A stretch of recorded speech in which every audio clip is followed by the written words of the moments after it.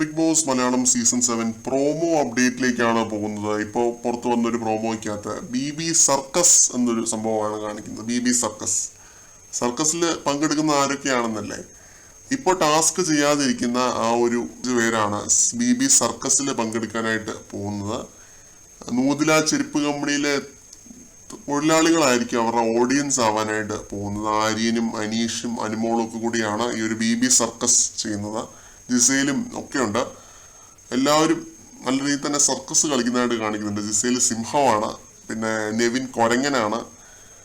പിന്നെന്താണ് ഈ പ്രോമോയ്ക്കകത്ത് ഇങ്ങനെ ഓരോരുത്തരും ഓരോ മൃഗങ്ങളുടെ രൂപം സ്വീകരിച്ച് നല്ല കളർഫുൾ ആയിട്ടുള്ള എന്റർടൈനിങ് ആയിട്ടുള്ള ഒരു സർക്കസ് ആയിരിക്കും ഇന്ന് വൈകുന്നേരം നമ്മൾ കാണാനായിട്ട് പോകുന്നത്. അപ്പൊ ചെരുപ്പ് കമ്പനിയിലെ ആളുകളൊക്കെ ഇങ്ങനെ ഇരുന്ന് കൈയടിച്ച് ഇവരെ പ്രോത്സാഹിപ്പിക്കുന്നത് പ്രോമോയ്ക്കകത്ത് കാണാനായിട്ട് സാധിക്കും.